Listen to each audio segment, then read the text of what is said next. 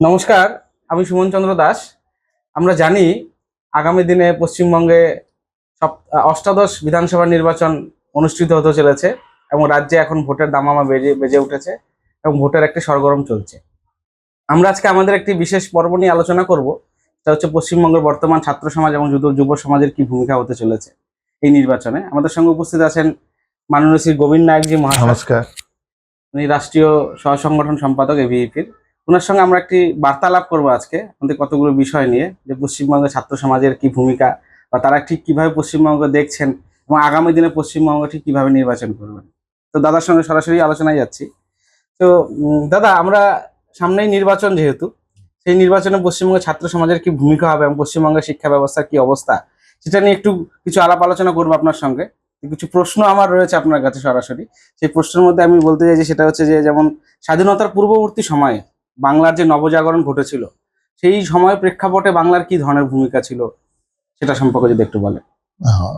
যেরকম স্বাধীনতা আন্দোলন আগে তো আমরা দেখেছি কি পশ্চিমবঙ্গ মানে ওই সময় তো পূর্ববঙ্গ আমার একই ছিল, যেখানে পরে পূর্ববঙ্গ হলো, বাংলাদেশ হয়ে গেল।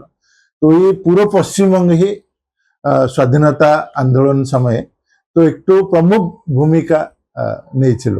তো আজকে তো আমরা শিক্ষা বিষয় নিয়ে আলোচনা করতে, ওই সেই দিকে গেলে তো অনেক বেশি যাবে।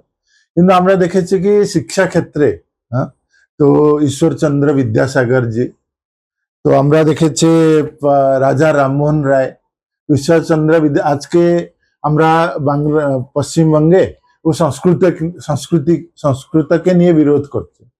তো ঈশ্বরচন্দ্র বিদ্যাসাগর সংস্কৃত বিষয় নিয়ে একজন প্রকাণ্ড বিদ্বান ছিলেন। তার সাথে রবীন্দ্রনাথ তো শান্তিনিকেতনে একটা অল্টারনেট এডুকেশন শুরু করেছিল। ও ব্রিটিশ এডুকেশনে আমরা দেখেছি কি কিরকম মানে ভারত বিরোধী শিক্ষা দিয়া হয়েছিল। সেটাকি রবীন্দ্রনাথ তো এক অল্টারনেট এডুকেশন একটা শুরু করেছিল শান্তিনিকেতন, মানে স্কুল এডুকেশন থেকে একদম পিএইচডি পর্যন্ত। তো তার সাথে সাথে আমরা দেখেছি স্বামী বিবেকানন্দ কিরকম একটু বিদেশে গিয়ে ভারতের সংস্কৃতি পরম্পরা, মানে এই বাংলা মাটি থেকে, পশ্চিমবঙ্গের মাটি থেকে গিয়ে ও বিদেশে কিরকম, তো ওনাকে ওনার সাথে ওনার শিষ্য হয়ে আসছে ভগিনী নিবেদিতা। ও কলকাতারে কিরকম মানে মহিলা শিক্ষাকে নিয়ে আরম্ভ করেছে। তো শিক্ষা ক্ষেত্রে তো তো অরবিন্দ, যোগী অরবিন্দ, ওনাকে আমরা অস্বীকার করতে পারবো না। তো ওনার কত ইয়ে ছিল শিক্ষা ক্ষেত্রকে নিয়ে পশ্চিমবঙ্গে। তো এইসব মহাপুরুষরা সমগ্র ভারত, কেবল পশ্চিমবঙ্গ নেই, সমগ্র ভারতবর্ষে সেই সময় স্বাধীনতা পূর্ববর্তী সময়ে সমগ্র ভারতবর্ষে প্রত্যেক যুব সমাজকে, বিদ্যার্থী সমাজকে, প্রত্যেক মানুষকে উদ্বুদ্ধ করেছিল। তো এইবার ধরুন, এই যে সেই ব্রিটিশ পিরিয়ডে যে আন্দোলন চলছিল, যে স্বদেশী শিক্ষা, স্বদেশী ভাবনা চিন্তা, আমরা জানি 1906 সালে যে আমাদের বঙ্গীয় জাতীয় শিক্ষা পরিষদ গঠন হয়েছিল, এবং এখনকার যাদবপুর, হ্যাঁ যাদবপুর, তার পরবর্তীকালে যাদবপুর, এবং এখনকার এই নতুন শিক্ষা নীতি এবং পশ্চিমবঙ্গের প্রেক্ষাপট, যে আমরা জানি পশ্চিমবঙ্গে জাতীয় শিক্ষানীতি নিয়ে একটা সমস্যাও চলছে। তো এইটাকে কিভাবে কার্যকর করা যায় এখানে? তো জাতীয় শিক্ষানীতি আমরা দেখেছি কি স্বাধীনতা পরবর্তী সময়ে তো সবাই ভাবছিলে কি ভারতের যে যুব সমাজ আছে, বিদ্যার্থী সমাজ আছে, তার স্বাধীনতা আন্দোলন একটা বড় ভূমিকা যেরকম ছিল, তো দেশ গঠনে স্বাধীনতা পরবর্তী সময়ে দেশ গঠনে এরকমই একটা বড় ভূমিকা থাকবে।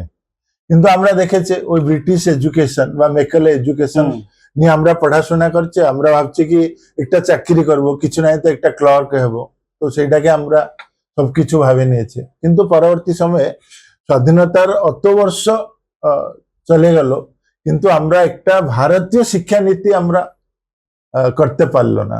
তো যা হোক, তো 2020 মସିহাতে তো আমরা জাতীয় শিক্ষানীতি, ন্যাশনাল এডুকেশন পলিসি সমগ্র ভারতবর্ষে ওটা প্রণয়ন হলো। তো পশ্চিমবঙ্গ এরকম বাদ যাবে যে পশ্চিমবঙ্গ ভারতীয় স্বাধীনতা আগে পরবর্তী মানে পূর্ববর্তী সময়ে ভারতীয় শিক্ষাকে নিয়ে একটু অগ্রগামী ভূমিকা নিয়েছিল। ওই পশ্চিমবঙ্গ যেখানে ভারতীয় শিক্ষানীতি লাগু হয়েছে ও কিরকম পিছনে থাকবে, কিন্তু এখানে সরকার বলেছে কি আমরা শিক্ষানীতি লাগু করব না। কেন? কেন্দ্র সরকার ওইটা, ভাই কেন্দ্র রাজ্য কি আছে, শিক্ষানীতি তো সবার। তো এটা শিক্ষানীতি তো এটা হচ্ছে মানে শিক্ষার ভারতীয়করণ, মানে ভারতে যেরকম শিক্ষার আবশ্যকতা আছে সেরকম শিক্ষা হয়েছে। কিন্তু আমরা দেখেছি পশ্চিমবঙ্গে তো শিক্ষানীতি প্রণয়ন করেছে না। তো সেটাকে আমরা দেখেছি কি পশ্চিমবঙ্গের ছাত্রছাত্রীরা যে কম্পিটিটিভ এক্সামিনেশন তে তো সর্বভারতীয় পরীক্ষাতে ও পিছনে হয়ে গেছে। তো সেটাকে এটা একটা লু ফল আছে পশ্চিমবঙ্গে আমি ভাবেছি।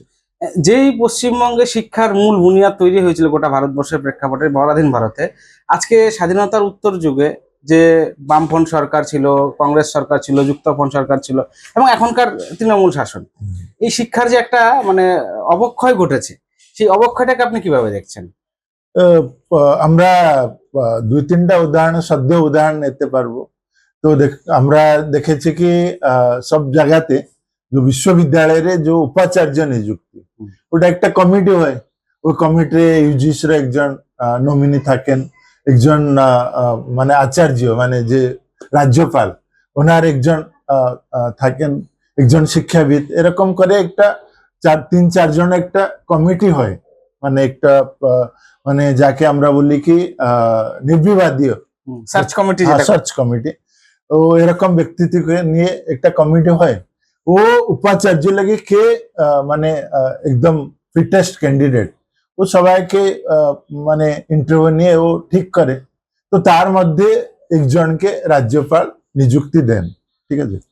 তো রাজ্যপাল বি নিজের মনে থেকে দিতে পারবে না, ও কমিটি যাকে সিলেকশন করবে তার মধ্যে একজন রাজ্যপাল ওনাকে নিযুক্তি দেবে।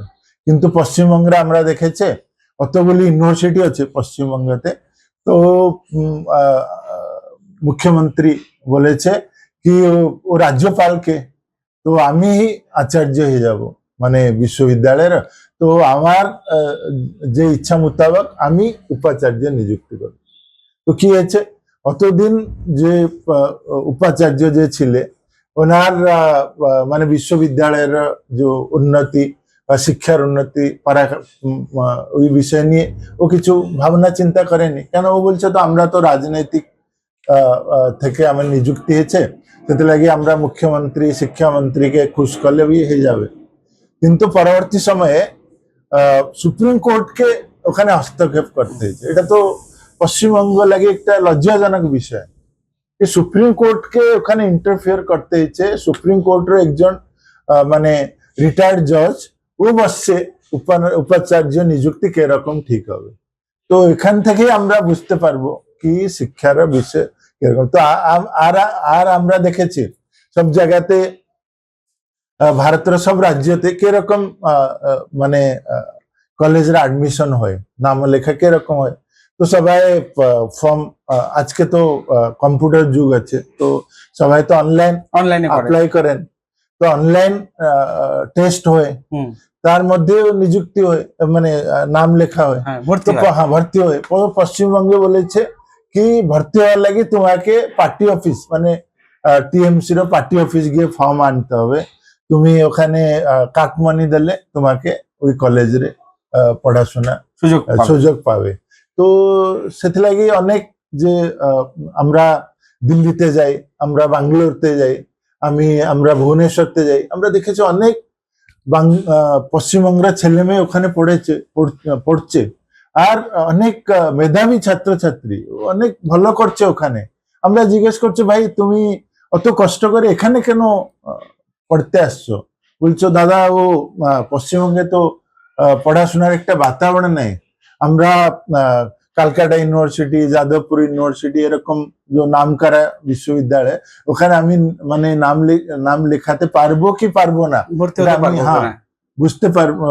বুঝতে পারছে না, বা আমি সেটাকে আমরা কষ্ট করে দিল্লি এরকম চলে আসছি। তার মানে পশ্চিমবঙ্গে পরিযায়ী শ্রমিকরা তো আছেই, বিদেশে যাচ্ছেন কাজ করতে, অন্য রাজ্যে যাচ্ছেন কাজ করতে, কিন্তু মেধাবী ছাত্রীরাও একরকম পরিযায়ী হয়ে যাচ্ছে। এটা পশ্চিমবঙ্গের জন্য ভীষণই একটা অশুভ সংকেত আর কি। আচ্ছা, ক্যাম্পাসে যে বিভিন্ন রকম ভাবে আমরা দেখি পশ্চিমবঙ্গে বিভিন্ন ক্যাম্পাসে ছাত্ররা ঠিক বা ছাত্রীরা ঠিক সুরক্ষিত নন, তাদের সঙ্গে অনেক রকম অভব্য আচরণ ঘটে, ঠিক আছে, কতগুলো ঘটনা ঘটেইছে। তো সেই পরিপ্রেক্ষিতে যদি আপনি কি বলেন পশ্চিমবঙ্গের এই সিচুয়েশন গুলো কেন তৈরি হচ্ছে? হ্যাঁ, পশ্চিমবঙ্গে আমরা আহ, দেখছি কি আমরা এখানে পশ্চিমবঙ্গকে বলি, তো এখানে যে নারী শক্তি, হুম। তো আমরা এখানে দুর্গা মাকে পূজা করি, কালী মাকে পূজা করি, সরস্বতী মাকে পূজা করি। তো এখানে বলি আমরা এটা হচ্ছে মাতৃপ্রধান রাজ্য। হ্যাঁ, তো কিন্তু আমরা দেখেছি কি কলেজ বিশ্ববিদ্যালয় যে ক্যাম্পাস थे वो আমরা जो মেয়ে আছে বা আমরা ভৌনীরা এখানে সুরক্ষিত নাই। তো ছাত্রীরা সুরক্ষিত নয়। সুরক্ষিত নাই। তো আমরা দেখেছি আরজিকর ঘটনা কিরকম হলো। হুম। তো সবাই জানেছে আরজিকরে কি হলো, কিন্তু ও ডাক্তারি মেয়েটা কত কষ্ট করে ও ডাক্তারি হ্যাঁ। পড়াশোনা করেছে। কালকে ও পিজি পরে ও একটু একজন ভালো ডাক্তার হতো, সমাজের উন্নয়ন করবে, সমাজে, হ্যাঁ। হ্যাঁ। তো ওনাকে মারে দেওয়া হলো।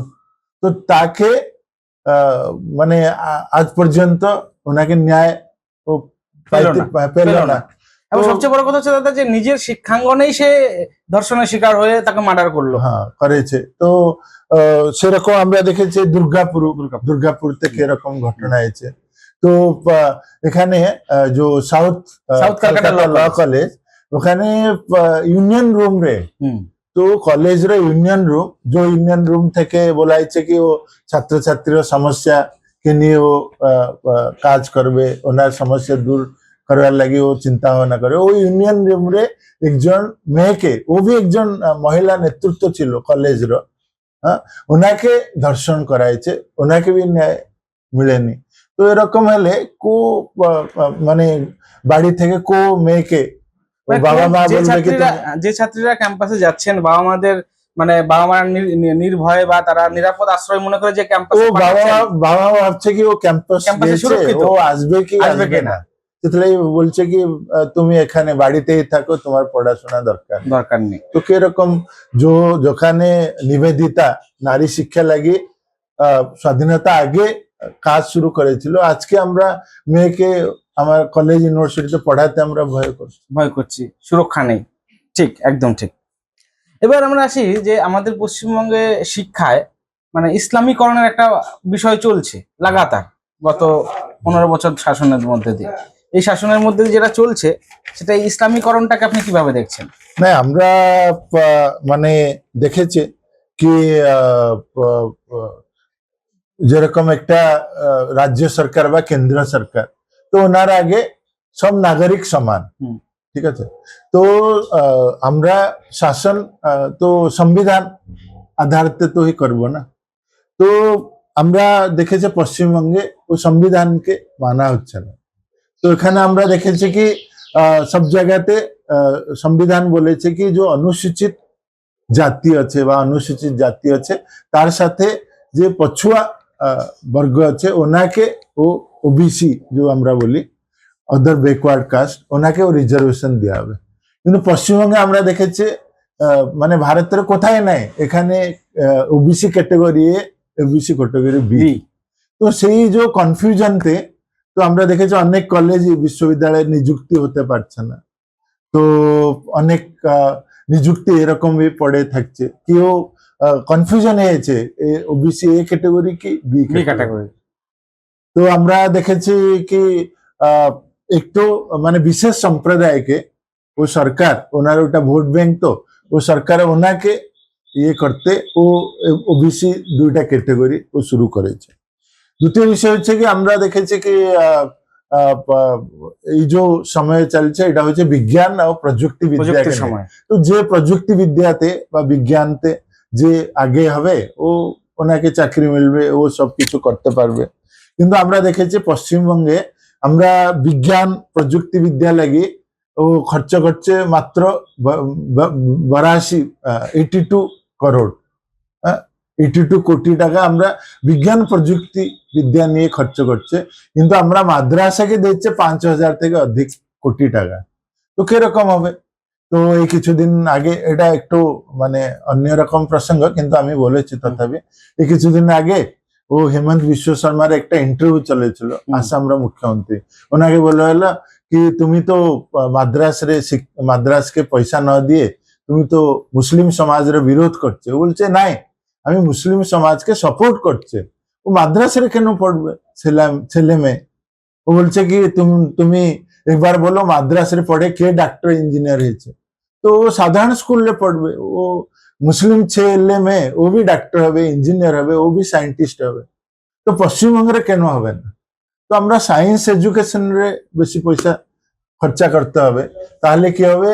ওনাকে আমার মুসলিম যে ভাই ছেলে মেয়ে আছে ওনাকে ওখানে সাধারণ যে স্কুল আছে ওখানে পড়াতে হবে। তো মাদ্রাসকে আলাদাভাবে আমরা কেন ফান্ডিং করবো? ঠিক।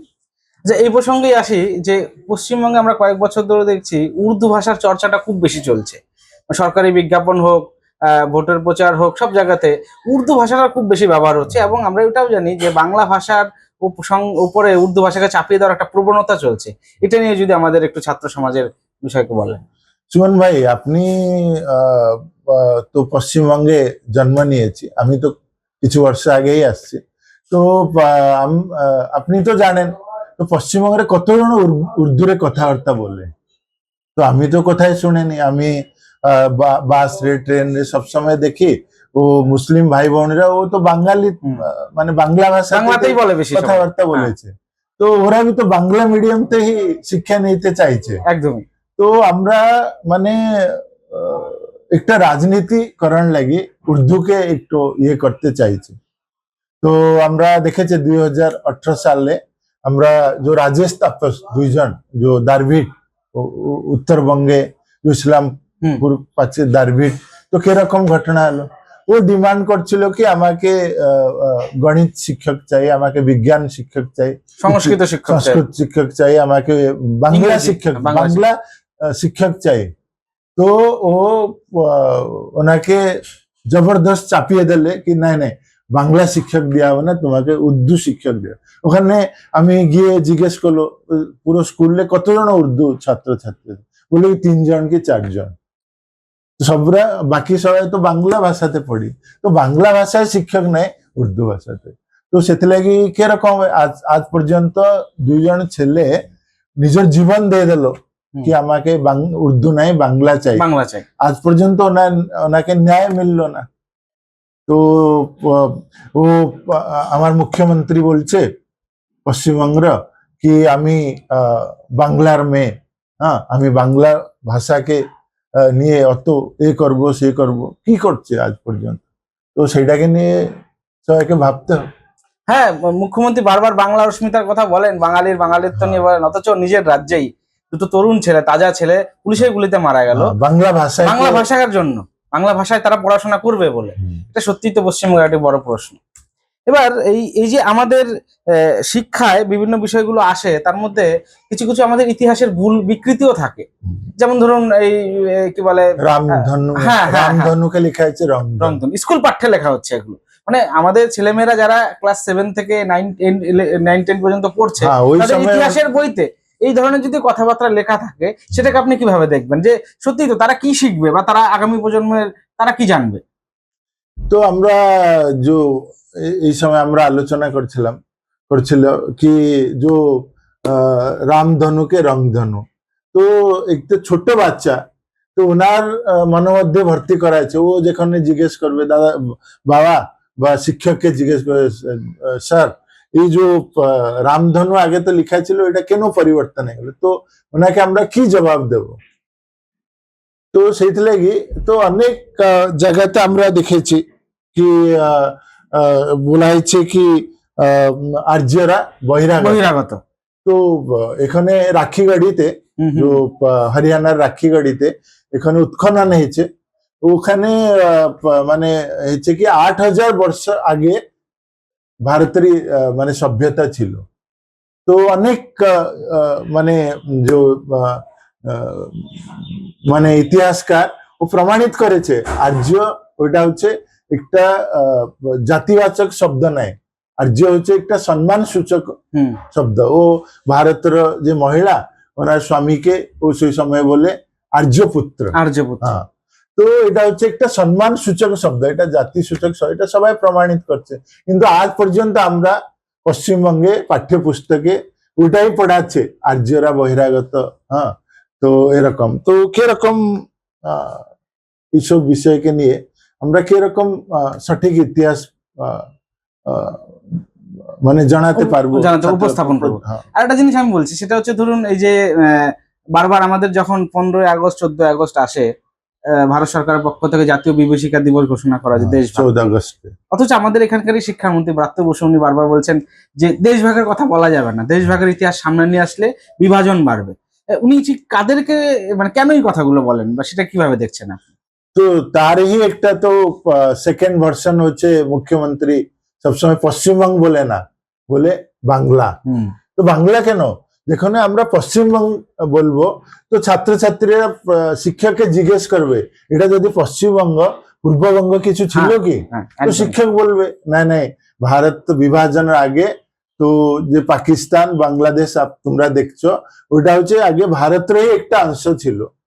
হ্যাঁ, তো 1971 সালে ও সরি 1947 সালে দুই ভাগ হয়ে গেল এবং সেটা ধর্মের নামে হলো, ধর্মের নামে হলো। সেটা এই কথাটাই মানতে সবাই খুব কষ্ট হয় যে ধর্মের নামে বিভাজন হয়েছে। তো সেটাই ও পাকিস্তানকে দেখাচ্ছে কি ও ভারত বিভাজন হয়ে পাকিস্তান হয়ে গেল, কিন্তু বাংলাদেশকেও দেখাচ্ছে না। তো সেটাই আমার আগামী প্রজন্ম ও কিরকম জানতে পারবে কি ভারত বিভাজন হয়েছিল, পুনর্বার ভারতকে একত্রিত করতে হবে। তো সেই বিষয়ে সেটাই এই বিষয়ে তো বলতে হবে আমরা বাংলা নেই, আমরা পশ্চিমবঙ্গ এরকম বলতে হবে, তাহলে ও ছাত্রছাত্রীরা জানবে কি পূর্ববঙ্গ কিছু ছিল। একদম, তার মানে ইতিহাসের সঠিক পাঠ দরকার, এটা আমাদের কাছে ভীষণ গুরুত্বপূর্ণ জিনিস। আজকে আমি আরেকটি আমাদের শেষ প্রসঙ্গ আছে, সেটা হচ্ছে দুর্নীতি, শিক্ষায় বিশেষ করে দুর্নীতি, এসএসসি হোক সিএসসি হোক যেটাই হোক, এই যে এবং রাজ্যের প্রাক্তন শিক্ষামন্ত্রী যিনি জেলে বন্দী ছিলেন যে দুর্নীতির দায়, তো এই শিক্ষার এই প্রসঙ্গটাকে আপনি কিভাবে দেখবেন? বা তো শিক্ষামন্ত্রী নিজে 3 বছর জেলে ছিলেন। তো আমরা দেখেছি কি এসএসসি জোসকাম ওটাকে নিয়ে কেবল পশ্চিমবঙ্গ নেই সমগ্র ভারতবর্ষে ওটাকে নিয়ে মানে চর্চা হয়েছে। 26,000 মানে প্রাথমিক শিক্ষক। হ্যাঁ, তো ও ওনার নিযুক্তিতে দুর্নীতি হয়েছে। তো মানে 26,000 শিক্ষক নিযুক্তি হতে পারছে না, তো শিক্ষার কি অবস্থা হবে? প্রাথমিক স্কুলে শিক্ষক নাই, কোথায় ছাত্রছাত্রীরা পড়তে ইচ্ছা করছে ওখানে শিক্ষক নাই পড়াতে। তো আমরা দেখেছি কি অনেক শিক্ষকরা যে পড়াশোনা করায় না, কিন্তু ওনাকে ও চাই কি আমরা গ্রামের কেন থাকবো, তো শহরে গিয়ে থাকতে হবে। তো টাকা পয়সা দিয়ে নেতাকে ও মন্ত্রীকে ও শহরে চলে আসছে। তো গ্রামীণ দিকে যেখানে মানে শিক্ষার অল্টারনেট কিছু নাই, সরকারি স্কুলে ওনাকে পড়তে হয়, ওই স্কুলে শিক্ষক নাই। যেখানে শহরাঞ্চলেতে শিক্ষার অল্টারনেট ব্যবস্থা আছে, এখানে যে ছাত্রছাত্রীরা স্কুলতে কম উপস্থান আছে সরকারি স্কুলে, ওখানে টিচার অধিক আছে। তো সেটাই এরকম যে শিক্ষা ক্ষেত্র নিযুক্তি ক্ষেত্রতে দুর্নীতি চলছে, ট্রান্সফার ক্ষেত্রতে দুর্নীতি চলছে, পাঠ্যপুস্তক যোগান ক্ষেত্রতে দুর্নীতি চলছে। তো কিরকম আমরা একটা যে ভবিষ্য প্রজন্মকে আমরা কিরকম উন্নতি করতে শিক্ষিত করতে পারবো? না, সত্যি কথা বলতে এটাই তো ঠিকই যে সত্যি কথা বলতে আমাদের এখন পশ্চিমবঙ্গে প্রায় সরকারি পরিসংখ্যান অনুযায়ী প্রায় 8,200 বেশি স্কুল প্রায় বন্ধ হয়ে গেছে। এটা খুবই মানে মানে মানে চিন্তাজনক বিষয় যে আগামী দিনে স্কুলগুলো থাকবে তো না স্কুলগুলো বন্ধ হয়ে যাবে, এবং স্কুলগুলোতে যে ভ্যাকেন্সি সেই ভ্যাকেন্সি পূরণ হচ্ছে না। এটা একটা বড় সমস্যা আমাদের কাছে। এবার এই পরিপ্রেক্ষিতে দাঁড়িয়ে যেহেতু আমাদের সামনেই বিধানসভা নির্বাচন আসছে, সেক্ষেত্রে ছাত্র সমাজকে আপনি কি বার্তা দেবেন? যেরকম বাংলাতে একজন মানে প্রসিদ্ধ উপন্যাসকার ছিলেন, ও আপনি নাম শুনেছে কি নীরেন্দ্রনাথ চক্রবর্তী, ও একটা প্রসিদ্ধ উপন্যাস লিখেছিলেন উলঙ্গ রাজা। তো ও বলেছে কি রাজা হ্যাঁ। তো উলগ্ন হয়ে ও হ্যাঁ। ঘুরছে, হ্যাঁ। তো কিন্তু সবাইকেও জিজ্ঞেস করছে, ও সবাই ভয়তে ও রাজাকে বলছে কি ও সত্য পরিপ্রকাশ করতে পারছে না, বলছে না না আপনি তো খুব সুন্দর পোশাক পরে ঘুরেছে, আপনার পোশাক কত সুন্দর। এরকমই সবাই জানেছে কি পশ্চিমবঙ্গে আজকে শিক্ষা অবস্থা কি এরকম আছে। নিজের ছেলে মেয়ে তো স্কুল কলেজে যাচ্ছে না, তো ও জানেছে, কিন্তু ও মানে ওইটাকে প্রতিবাদ করতে ভয় করছে। কেন? ও বলছে প্রতিবাদ করলে শাসক দলের গুন্ডা আসে, বাড়িতে আক্রমণ করবে, ছেলে মেয়েকে রাস্তাতে হেনস্থা করবে। হ্যাঁ হেনস্থা করবে, তো সেটাই ও বলতে পারছে না। কিন্তু আমরা কতদিন চুপ থাকবো? ঠিক। তো সেটাই এই যে নির্বাচন আসছে, তো আমরা সবসময় বলি কি যে ছাত্র হচ্ছে বর্তমানের নাগরিক, আজকের নাগরিক হচ্ছে ছাত্র, ও ভবিষ্যতের নেই। তো আজকের নাগরিক হিসাবে ছাত্র সমাজকে এগিয়ে আসতে হবে আর ও সবাই মিলিয়ে একটা ও সরকার পরিবর্তন করে একটা রাষ্ট্রবাদী সরকারকে আনতে হবে। তাহলে ওই রাষ্ট্রীয় শিক্ষানীতি বলুন বা রোজগার বলুন, শিক্ষা পরবর্তী রোজগার বলুন বা শিক্ষার পরিকাঠামোর উন্নতি বলুন, সবকিছু হতে পারবে, কর্মসংস্থান। তো সেটাই এই যে আগামী নির্বাচন, এটা হচ্ছে প্রত্যেক যে নতুন ভোটার যে 18 বর্ষে ভোট দেবে না প্রথমবার, ওরা তো বেশিরভাগই ছাত্রই। হ্যাঁ। তো সেটাই ছাত্র যুব সমাজকে একবার জাগ্রত হতে হবে আর সবাইকে এই নির্বাচনে কেবল নিজের ভোট করতে হবে এরকম নেই, তো আর মিনিমাম 10 জনকে, প্রত্যেক ছাত্রকে 10 জন বন্ধুকে বুঝাতে হবে, তাহলে গিয়ে আমরা রাষ্ট্রীয় কর্তব্য পালন করছে এরকম আমরা বুঝতে পারবো। তো নমস্কার, আমাদের মধ্যে গোবিন্দ নায়ক উপস্থিত ছিলেন। আমরা বিভিন্ন বিষয় নিয়ে আলাপ আলোচনা শুনলাম এবং একটি বিশেষ বার্তা উনি দিয়েছেন আগামী দিনে আমাদের ছাত্র সমাজকে এবং যুব সমাজকে। আমাদের এই পর্ব এখানে আমরা সমাপ্তি করছি। আগামী দিনে আবার আরেকটি নতুন পর্ব নিয়ে উপস্থিত হব। সকলকে নমস্কার, ধন্যবাদ।